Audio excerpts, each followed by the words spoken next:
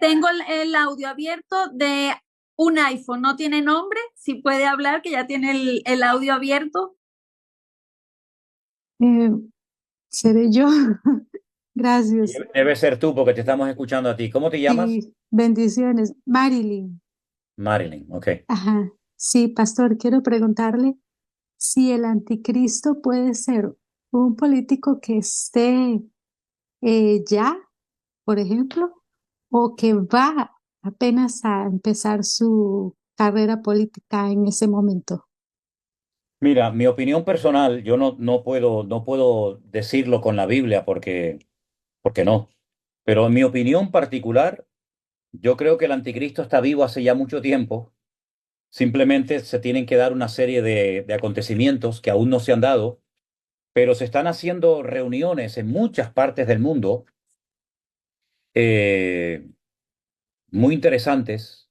Y yo creo que en menos de lo que nos podemos imaginar, este político, porque es un político, se va a manifestar de una forma tremenda. Ahora, antes de seguir, hace unos años, un ortodoxo judío, me regaló un libro que se titula El verdadero Mesías.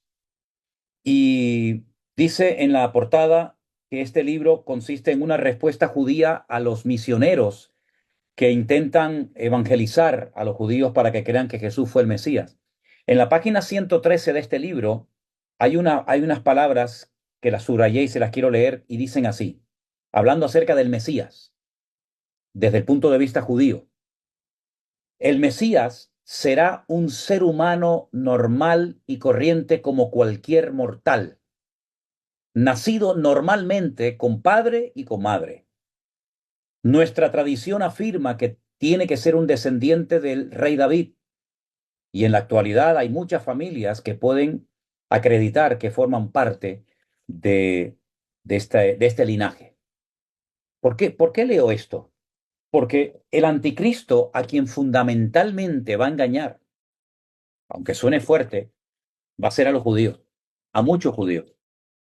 ¿Por qué? Porque para los judíos el Mesías no es como el Mesías en el cual nosotros creemos, que no es un mortal como cualquier otro, que no va a tener que subir al templo de Jerusalén a presentar sacrificios, porque eso lo tendrían que hacer en todo caso los pecadores o ellos como judíos. Sin embargo, para los judíos el Mesías es un hombre normal y corriente con unas capacidades tremendas de poder unir, de poder clarificar ideas, de poder traer paz, de poder animar a que todos vengan al pueblo de Israel a vivir. Y el anticristo va a cumplir muchísimas de las expectativas del pueblo de Israel. Incluso va a conseguir que logren construir el templo de Jerusalén, que es el sueño dorado de millones de judíos. Por lo tanto, el anticristo yo creo que ya está con vida. Es una opinión personal, ¿eh? Yo no puedo demostrar esto con la Biblia, pero yo creo que dado los acontecimientos tal y como se están desarrollando, yo no creo que el anticristo todavía no haya nacido. Yo creo que está en una etapa de preparación, pero muchos de los detalles que hacían falta para que apareciera de un momento a otro ya se han dado. Por lo tanto, yo creo que el anticristo está por ahí, aunque todavía no se ha dado a conocer. ¿Otra pregunta? Bueno, hay muchísimas manos, por lo que veo, ¿eh? Muchísimas. Vanessa, ¿me oyes? Sí, el hermano Luis, le estoy solicitando para que abra su audio. Gracias, hermana. Es un gusto, pastor. La vez pasada yo tomé nota eh, que el pueblo judío estuvo 420 años. Me quedó una duda porque la Biblia en una parte dice 430 años estuvo el pueblo en cautiverio en Egipto. Mm. Pastor, ¿tiene algo que ver con los 10 años? Pues yo tenía 5.795 años, hoy lo corregí, no sé si habría anotado yo mal el número. Sí, Y el número exacto del año en el que estaríamos según el calendario bíblico sería el 5995. ¿Qué es lo que ocurre? Que hay judíos que no cuentan el tiempo que José ya había estado en Egipto.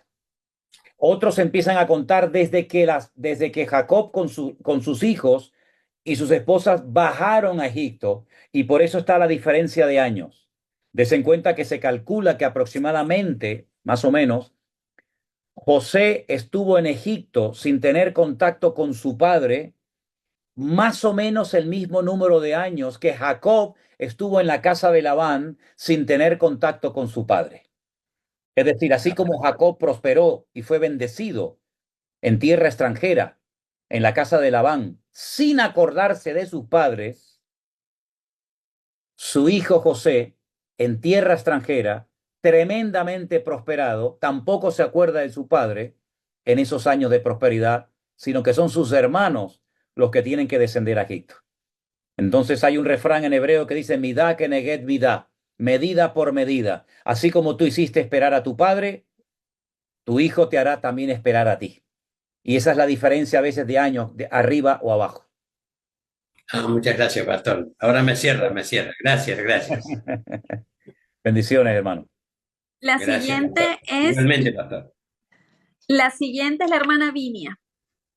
Vini. Gracias, ¿me escuchan? Sí, sí, te escuchamos, Vinia. Ay, gracias, pastor, ¿cómo está? Mi pregunta es, o mi confusión es, con los años, si un día es igual a 1000 años, entonces cuando Dios comenzó a crear el mundo, de que ya entonces pasaron, que le tomó 6 años, ya hay 6000 años. Bueno, vamos a ver. El tema es que nosotros, esos 6 días de la creación, en nuestra mente, muchos cristianos lo traducen como días de 24 horas. Y no es realmente así. ¿Por qué no es realmente así? Porque para que haya un día tiene que haber día y noche. Y si te das cuenta, en Génesis capítulo 1, lo primero que el Señor crea es la luz. Y hasta el cuarto día no crea el sol. Entonces uno dice, bueno, si creó el primer día la luz y al cuarto día creó el sol, ¿qué luz es la que había? Porque nosotros somos iluminados y dividimos el día entre día y noche por la luz solar, ¿verdad? Por lo tanto, esos 6 días, nadie sabe exactamente la duración de esos días. Aunque es verdad que para Dios un día es como 1000 años, también otros lo han interpretado como un tiempo indeterminado, como un tiempo indeterminado. Puede ser, y no hay ningún problema en admitir que esos días fueran de miles de años, sin ningún problema. Ahí está el problema, en el punto de partida. ¿Desde cuándo se empieza a contar? Bueno, los judíos empiezan a contar, algunos desde el día de la creación, otros desde el tiempo de Adán y Eva, pero lo que está bien claro es que el planeta Tierra no tiene 5.995 años. Eso es evidente. Por eso dicen algunos, pero bueno, pero la ciencia no dice que la Tierra tiene, pero es que tampoco la Biblia dice que la Tierra como tal, tiene 5.995 años, sino que se parte de un punto de partida, pero el punto de partida no es el primer día, porque antes del primer día ya había una creación. Les recuerdo a todos que la semana pasada yo dije que el Génesis 1 y 2 es el relato de un principio,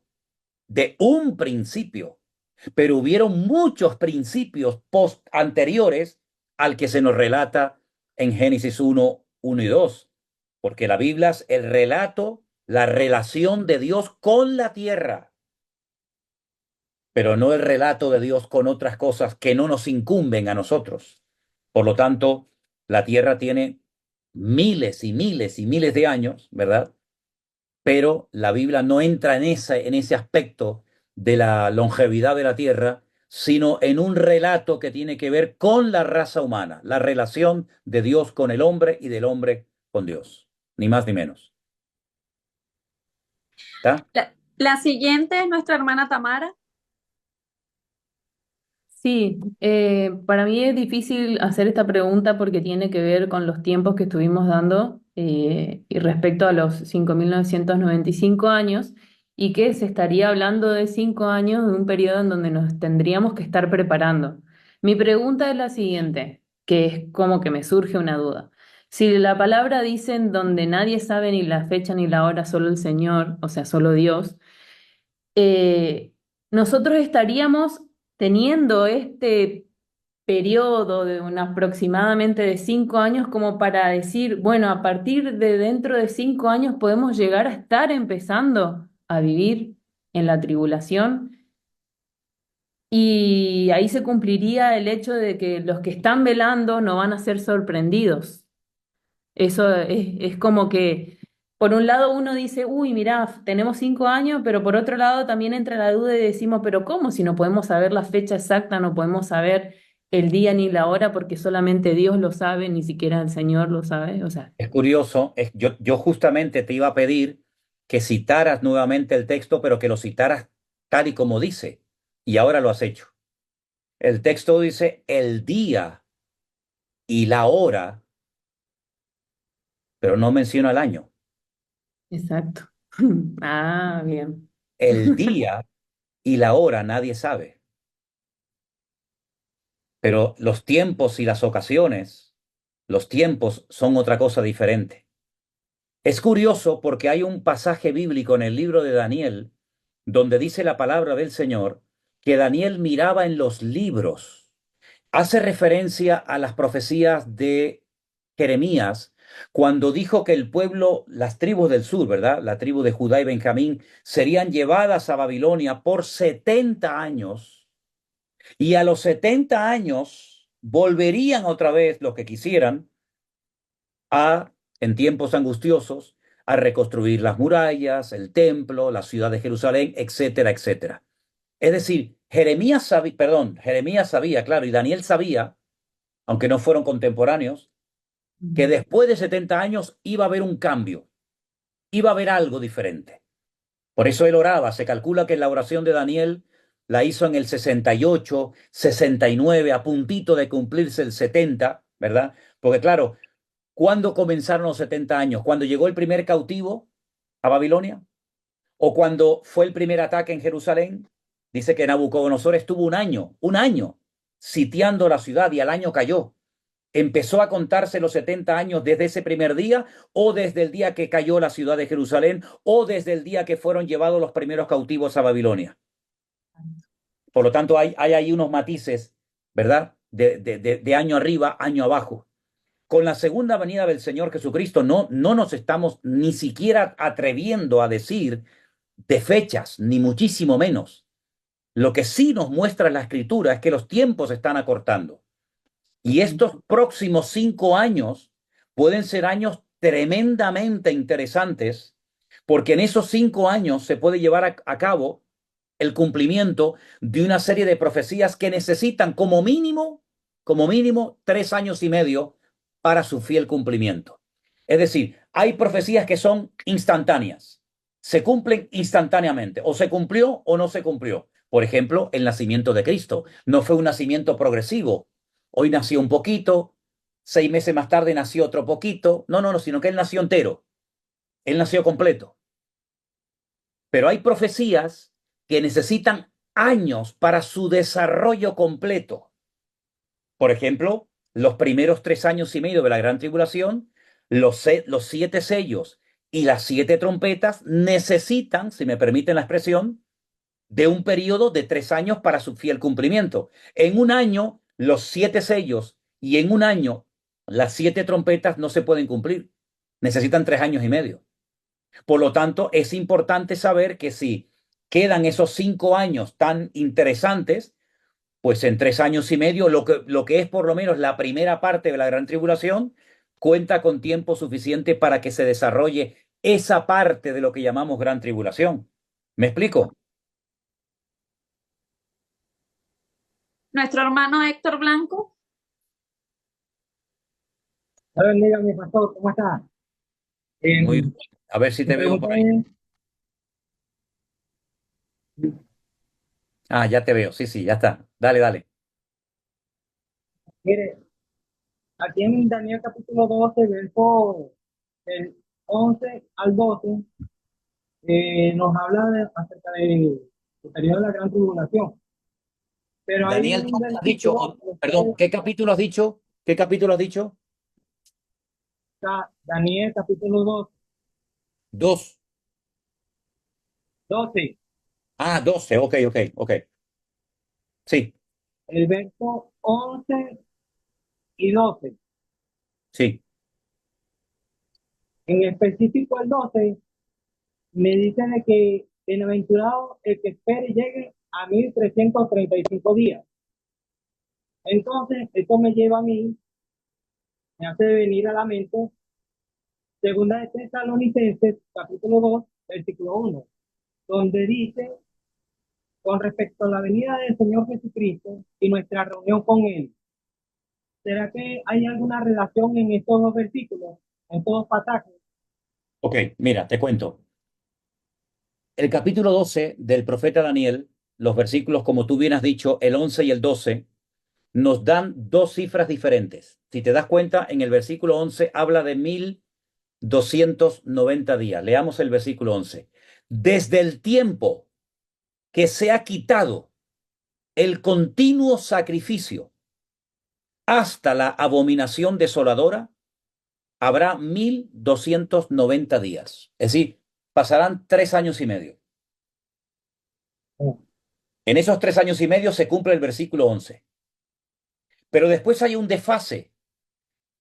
Saca la cuenta porque después la cifra que nos da el versículo 12 es la siguiente. Bienaventurado el que espere y llegue hasta los 1335.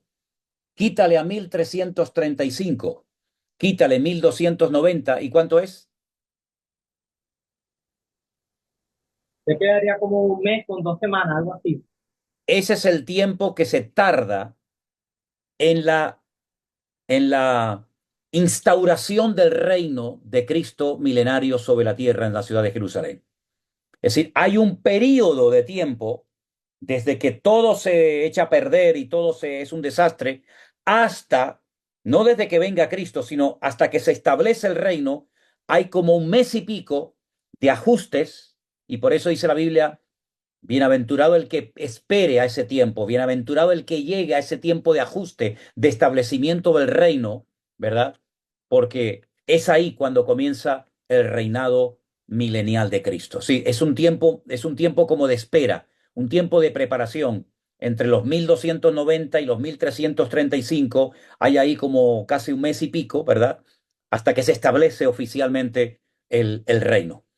Tiene que ver con la instauración del reino y, por supuesto, con la finalización de la segunda parte de la gran tribulación, porque el Mesías viene en la segunda parte de la gran tribulación, no en la primera parte, ¿vale? Visiblemente me refiero, visiblemente, cuando todo ojo le ve y toda la gente le reconoce como el Mesías, ¿vale? Gracias, pastor. Dios le bendiga. Dios te bendiga, mi hermano. Nuestra hermana Sara Esther. Bendiciones, pastor. Hola, hermanita, buenas tardes. ¿Me escuchan? Sí, Sí. Pastor, saludos desde México, ¿eh? Mi duda es de Apocalipsis 12:3 y Apocalipsis 13:1. La diferencia entre el dragón escarlata dice ahí que tiene 7 cabezas y 10 cuernos, y en sus cabezas 7 diademas. Y en Apocalipsis 13:1 dice que los cuernos tienen diademas. Uno dice cabezas, y el otro tiene los. ¿Qué diferencia hay entre esos dos? pero la semana pasada, entre el 12:3 y el 13:1, yo precisamente les hice notar esa diferencia, Ajá, que el dragón, Satanás, en sus cabezas, en los imperios que ha utilizado él, los imperios que ha utilizado el egipcio, el babilónico, el medo-persa, etcétera, etcétera, es en las cabezas, en esos imperios que él ha utilizado como instrumentos de maldad, a los que corona, a los que adorna, a los que embellece. Sin embargo, cuando vamos a la etapa del anticristo, que es en el capítulo 13, a partir del versículo 1 en adelante, a quien embellece, a quien adorna, a quien respalda no es ya los imperios que ya forman parte del pasado, sino a los 10 cuernos, es decir, a las 10 naciones que van a apoyar al anticristo. Ya no hay que embellecer a los imperios, porque ya desaparecieron. ¿Dónde están esos imperios? Ya no hay. Por lo tanto, ¿qué adorno le vamos a poner más a los imperios, a las cabezas? Ninguno. Pero ahora a quien hay que apoyar, a quien hay que adornar, a quien hay que presentar de una manera bonita, atractiva, llamativa, es a los cuernos, que son las naciones. Por eso las diademas cambian de las cabezas de los imperios a las naciones. Muchas gracias, pastor, y saludos desde México. Bye. Amén. Hermano Julio César, Buenas tardes, pastor. ¿Cómo le va? Muy bien. Fíjese que sí, solo una pequeña duda, pero yo tengo duda, o tal vez me la aclara si es que hay tiempo, sobre Apocalipsis 12, pero el 1 y el 2. Yo sé que la mujer, corríjame por favor, es Israel, pero todo eso que dice envuelta en el sol y el vestido, me tiene un poco confundido. Ok. Mira, Gracias, pastor. Dios le bendiga. igualmente, mi hermano, igualmente. Mira, para poder entender los adornos o lo que nos menciona el versículo 1, que menciona al sol, menciona la luna y menciona 12 estrellas, te aconsejo que leas los sueños que tuvo De José. José. Exactamente. Cuando él en uno de los sueños le dice a su padre Jacob, papá, he visto al sol, he visto a la luna y he visto a las estrellas que se postran delante de mí. ¿Qué le dice el padre? El padre le dice, hijo, ¿qué estás diciendo? Que tu padre, tu madre y tus hermanos nos vamos a postrar ante ti. Ahí está. Es una representación Ok, típica del pueblo de Israel. El sol, Jacob, la luna, la madre, las 12 estrellas, las 12 tribus de Israel. ok. Entonces, como la mujer Muchísimas es de gracias. Israel, como la mujer es Israel, los adornos que lleva son los adornos de Israel. Sin embargo, la mujer que cabalga sobre la bestia, la gran ramera que se embriaga con la sangre de los santos, ya no tiene ningún adorno de Israel, sino tiene adornos diabólicos, adornos de tipo religioso, completamente diferente. Es otra mujer, pero con otros adornos. ¿Por qué? Porque tú, por ejemplo, ves a un policía y ves a un bombero y los dos tienen un uniforme, pero uno es diferente al otro. Sí, Entonces el uniforme del policía, del bombero, del militar, la ropa de los futbolistas, pues los colores te indican el país, la ciudad, la profesión a la que pertenece. Entonces, en Apocalipsis 12:1, los adornos son típicos del pueblo de Israel, sol, luna y estrellas. ok. Muchas gracias, profesor. Dios le bendiga. Ahora, una cosa muy importante, si van a escuchar y van a ver el mensaje del domingo, si les interesa, recuerden esto, el sol, el papá, la luna, la mamá, porque después dice que el papá a quien quería era Esaú y la mamá, que es la luna, a quien quería era Jacob. ¿Qué tiene que ver esto? Espérense al domingo. hermana Betty Ramos. Sí, buenas tardes, bendiciones para todos. Pastor, yo tengo una duda y es en cuanto a nosotros, la iglesia. Muchos pastores dicen que nosotros no viviremos esos tiempos, pues obviamente yo sé que no es cierto porque pues todos seremos probados en el tiempo de tribulación. La pregunta mía es, hay muchas personas que llevan años almacenando alimentos, productos de primera necesidad para los tiempos finales. Esto tiene que ver con la marca que se le hará a las personas, ya que pues nosotros no tendremos, sino que si queremos irnos con el Señor, no podemos dejar marcar. Y entonces, en este aspecto, nosotros como iglesia, ¿cómo tendríamos que prepararnos? Porque pues no vamos a tener esa marca y no podremos comprar nada, ni siquiera tendremos acceso a nuestro dinero. ¿En qué aspecto nos afectaría eso como iglesia? Yo he dicho en varias ocasiones, y es algo que ustedes tienen que tener tremendamente claro, porque si no, se van a hacer un lío tremendo. y es que la gran tribulación, imagínense una línea, ¿no? Una línea de 7 años, empieza con la manifestación, la puesta en escena del anticristo, Apocalipsis capítulo 6, los sellos, los caballos que van cambiando de color, terminan los 7 sellos, ahí estamos nosotros, empiezan las 7 trompetas, a la final trompeta, a la séptima trompeta, los muertos en Cristo resucitarán primero, luego nosotros los que vivimos, los que hayamos quedado, no precederemos a los que durmieron, sino que seremos arrebatados juntamente con ellos para recibir al Señor en las nubes y así siempre estaremos con el Señor. Es decir, ¿cuánto tiempo se lleva en cumplirse los 7 sellos y las 7 trompetas? 3 años y medio. Nos vamos.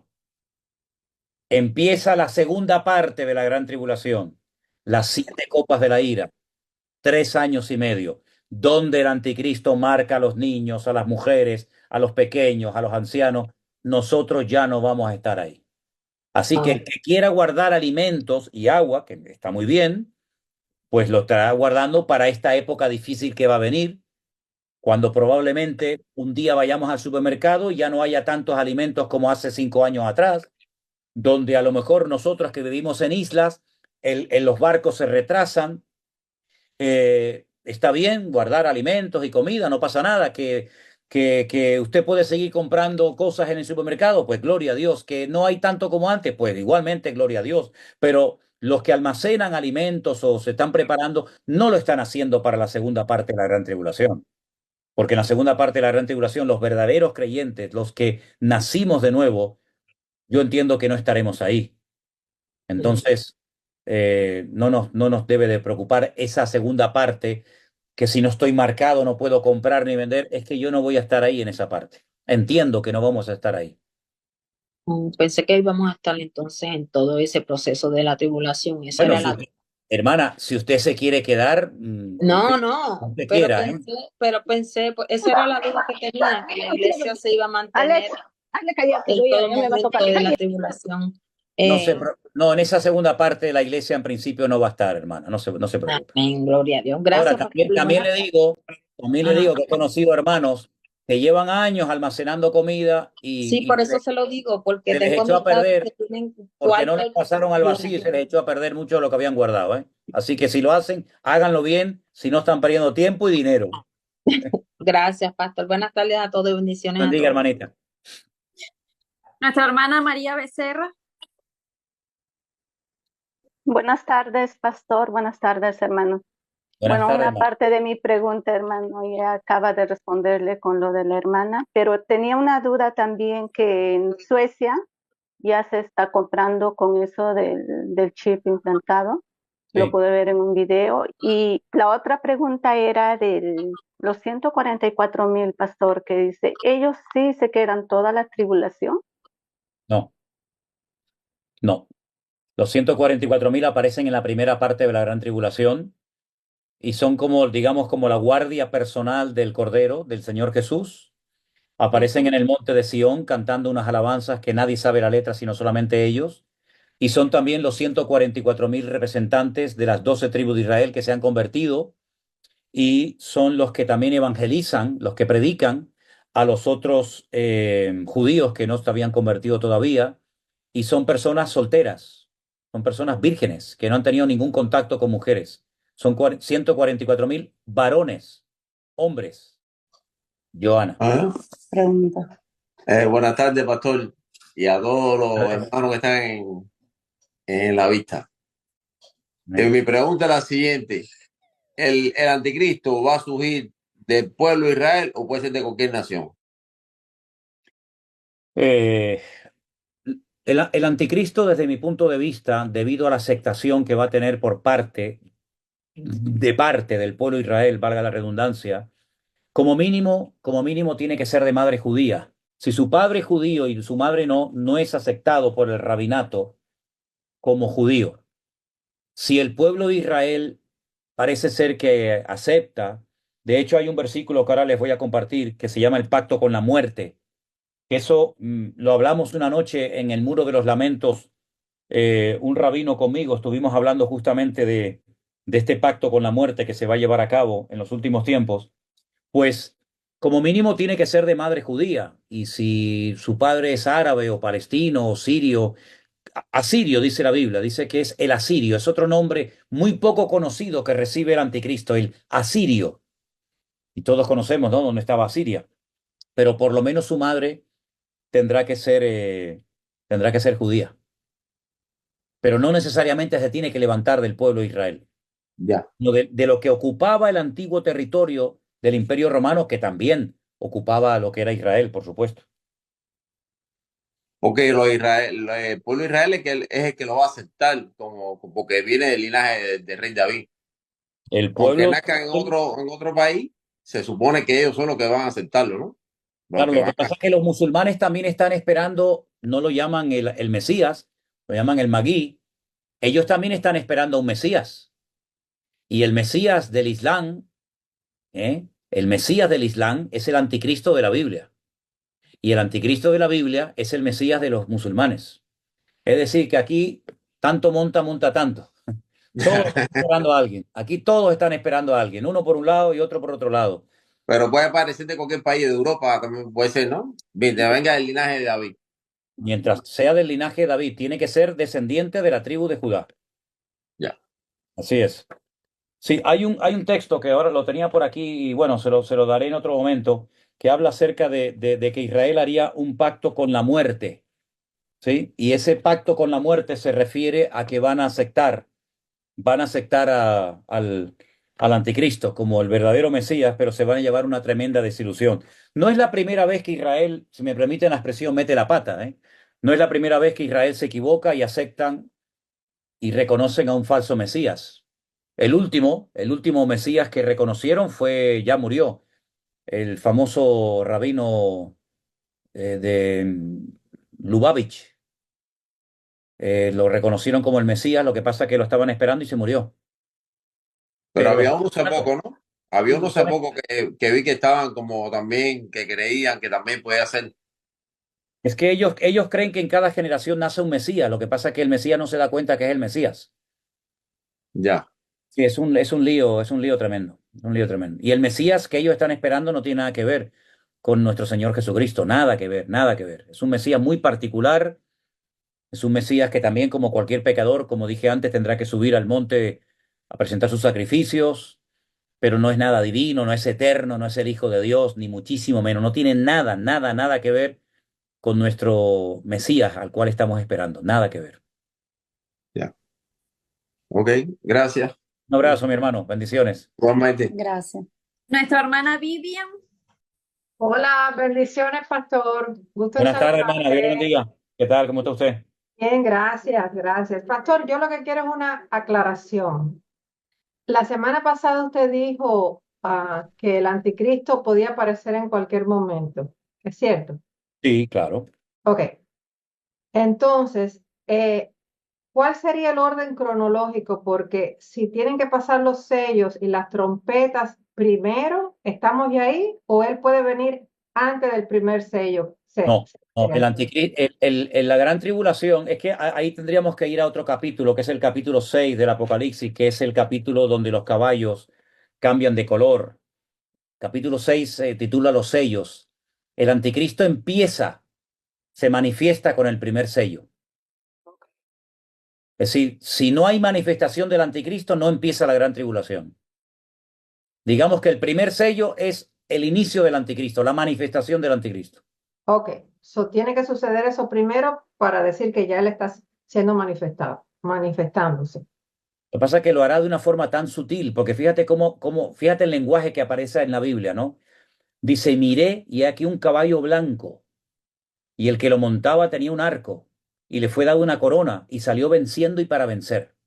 Y no es el caballo blanco en el cual viene montado el Señor Jesucristo, sino que es la manifestación del anticristo, porque el caballo va cambiando, después se convierte en bermejo, después dice que cambia de color a negro, etcétera, pero está hablando acerca del jinete, que es la manifestación del anticristo. Cómo va cambiando su forma de proceder, ganándose a la gente, ganándose los bancos, ganándose a los importantes de la tierra, ganándose al pueblo de Israel, restaurando el templo y poco a poco, hasta que se siente fuerte y a los 3 años y medio es cuando realmente se manifiesta tu verdadera naturaleza. Entonces, en realidad, tenemos que prestarle atención a los 7 sellos y ver si está sucediendo lo que está sucediendo para decir, este es él. Claro, lo que pasa es que, claro, ¿cómo sabe uno cuándo empezó el primer sello? Porque te habla de un caballo blanco y tú dices, ¿qué vamos a ver en la televisión a un caballo blanco y a un señor con un arco montado? No, es una forma metafórica de decir que viene de una forma muy sutil, muy normal, ¿verdad? Entonces hay que estar atentos porque la Biblia da otros datos para poder diferenciar al anticristo de cualquier otro personaje. El nombre, las características, etcétera, etcétera. Vaya, sí, pero yo lo que me estoy basando en los acontecimientos que mencionan cada sello, las cosas que tienen que suceder. Exacto. Y no estaba segura si él iba a venir al final o en el medio o al principio. No. El primer sello es el pistoletazo de salida de este caballero. Ok. ¿Okay? Aclarado. Gracias, pastor. Amén. Bendiciones, hermanita. Nuestro hermano Mauricio.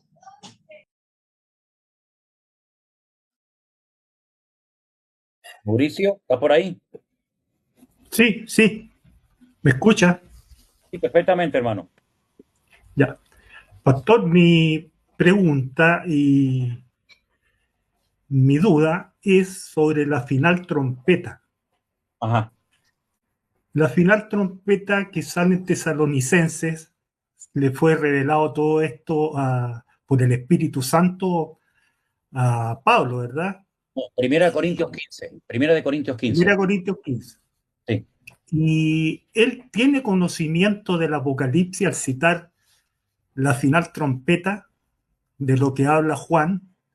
Y la otra pregunta es que la final trompeta está relacionada con el Rosh Hashanah, que es la fiesta bíblica de los judíos, una de las fiestas bíblicas. Esa es mi que pregunta. se acaba de celebrar recientemente, ahora mismo, hace poco. Mire, sí. Pablo sabía mucho más de lo que está en la Biblia. Pablo tuvo una experiencia que él la cuenta en tercera persona del singular, pero realmente está relatando una experiencia personal. Él dice, conozca a un hombre, es él. No sé si fue en el espíritu, en la carne, que subió hasta el tercer cielo y el Señor le permitió ver y oír cosas inefables que no se le permitió contarlas. Es decir, el conocimiento que tenía Pablo de cosas tanto presentes como futuras era tremendo, tremendo. Pero él no contó todo lo que vio porque el Señor le dijo, no lo cuentes todo. Y dice, y ese es el motivo del aguijón en la carne, y para que no me enalteciese sobremanera debido a la cantidad de información, debido a la cantidad de revelaciones que yo tuve, el Señor me mandó un aguijón en la carne para que no me enalteciera sobremanera. Es decir, claro que él tenía información sobre los últimos tiempos, aunque todavía no se había escrito el Apocalipsis. Date cuenta que, por ejemplo, él habló del anticristo. Él habló de la reconstrucción del templo de Jerusalén. Él habló de la segunda venida de Cristo. Él habló de la primera resurrección. Él habló de tantas cosas. Y la pregunta es, ¿y de dónde sacó toda esa información? Porque él no había leído el Apocalipsis. ¿Cómo él podía hablar de cosas del Apocalipsis cuando el Apocalipsis se escribió en el año 100? Y él murió antes del año 100. Y probablemente, yo creo que nunca leyó el libro del Apocalipsis. Bueno, es que incluso el apóstol Pedro dice que a Pablo se le dio una sabiduría tan espectacular. Él reconoce la sabiduría y el conocimiento que el Señor le dio a Pablo, que dice que habla de cosas muy difíciles de entender, las cuales los indoctos tuercen para su perdición. Si alguien sabía de Biblia, de acontecimientos finales, sin lugar a dudas era el apóstol Pablo. Pero el Señor le había dicho a Juan que no moriría antes de que viera su venida. Y no es que se iba a quedar para que él viera su venida, sino que se refería evidentemente a las revelaciones tremendas que recibió en el libro del Apocalipsis. Es decir, que aunque él no leyó lo de los sellos las trompetas y las copas, lo que está bien claro es que él tenía toda esa información. Igual que Pedro habla de que los elementos serán derretidos, serán destruidos, y Pedro tampoco había leído el Apocalipsis, ¿verdad? Por lo tanto, claro que Pablo sabía lo de las trompetas y todo eso. Y referente a la fiesta de Rosh Hashanah, que es el comienzo del año, efectivamente sí se tocan las trompetas. Y yo creo que las fiestas judías, sobre todo las 3 de obligatorio cumplimiento según la Torá de Moisés, tienen mucho que ver con los acontecimientos finales. Y pongo un pequeño ejemplo. Las 3 fiestas de obligatorio cumplimiento para el pueblo de Israel eran: la primera, Pesaj o la Pascua.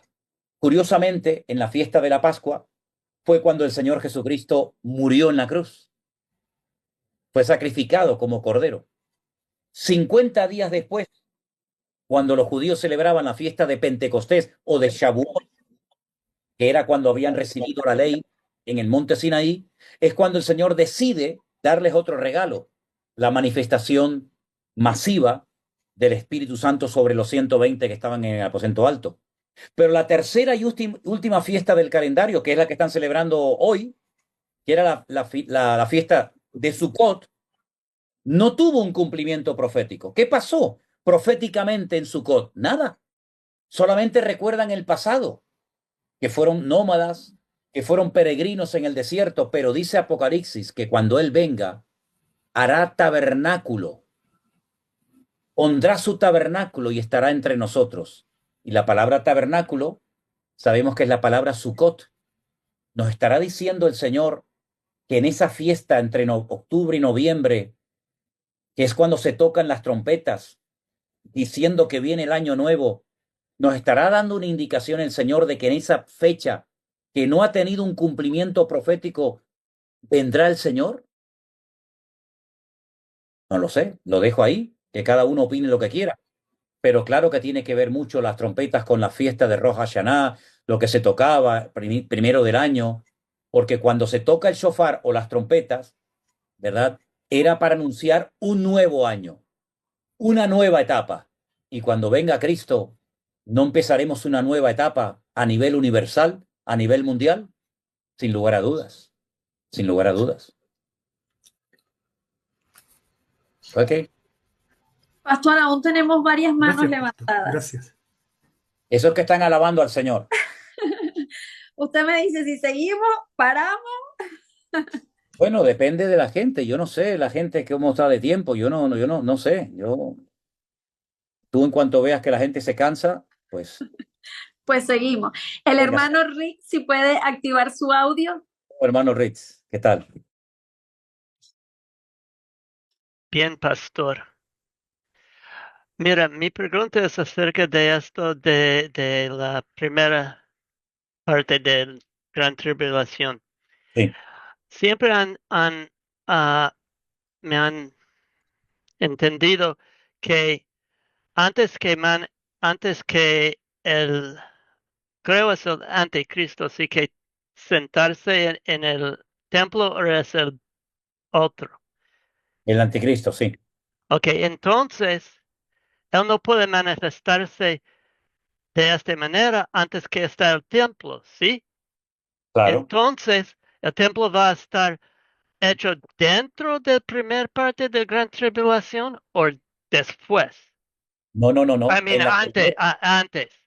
En la primera parte, porque después de 3 años y medio es cuando él lo profana, cuando ponen la imagen y le obligan a la gente casi a rendirle culto a él. Así es que en la primera, ¿por qué se gana tan fácilmente a los judíos este hombre? Porque les permite a los judíos cumplir con su sueño. ¿Y cuál es su sueño? Tener su templo. Entonces, el templo se reconstruye en la primera parte de la Gran Tribulación. Y entonces, ¿es verdad que ellos tienen casi todo preparado? No, casi todo no, todo preparado. Ok, todo Todo preparado. está listo, todo. Entonces, ¿va a tomar tanto tiempo o un poco tiempo a construirlo? No, Así es. el templo va a ser construido de tal manera.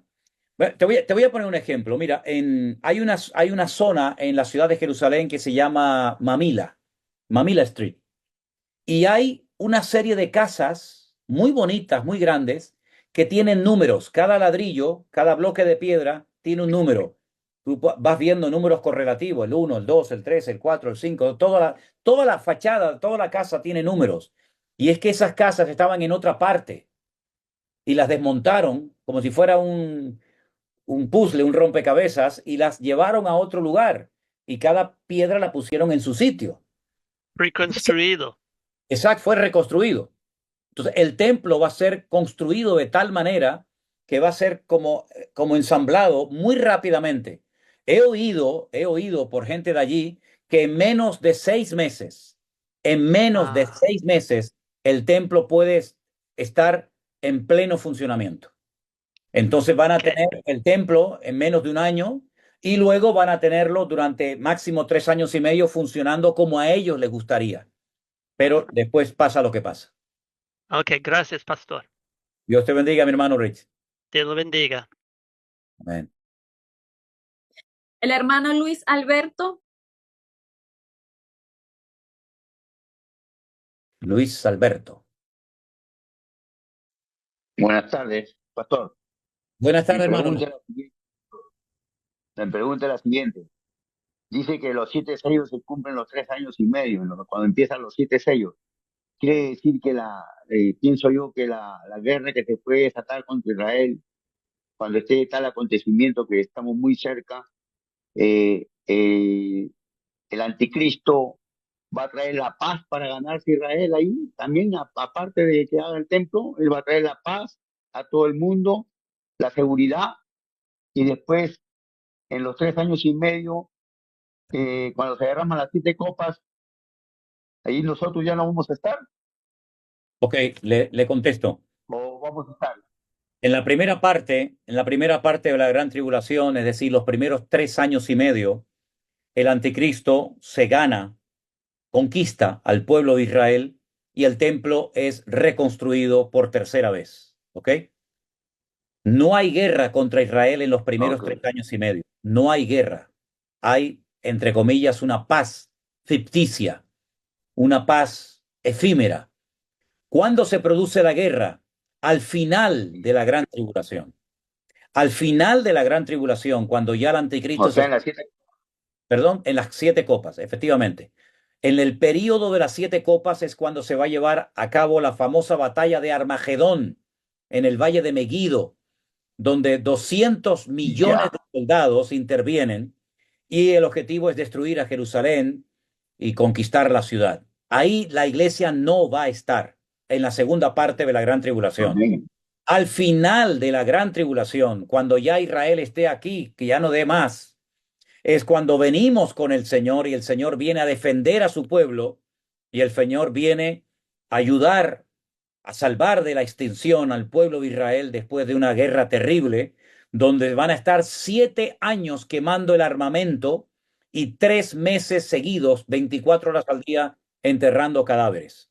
En la famosa batalla de Armagedón, en el valle de Meguido, esa batalla se describe perfectamente en los capítulos 38 y 39 del libro del profeta Ezequiel. Y ahí se conoce como Gog, Magot, Meset, Tubal, y una serie de naciones que vienen respaldando a este personaje siniestro. Pero en esa segunda parte nosotros ya no estamos. Amén. Mi pregunta es, dicen que ya está listo está listo para la construcción del templo, la vaca roja, para el sacrificio. Mi pregunta es, si el sacrificio lo hacen antes de construir el templo o hacen un tabernáculo para hacer el sacrificio y luego empezar la construcción del templo. Gracias, que Dios le bendiga. Ok, para hacer sacrificios, algunos rabinos han llegado a la conclusión de que no necesariamente tienen que tener el templo.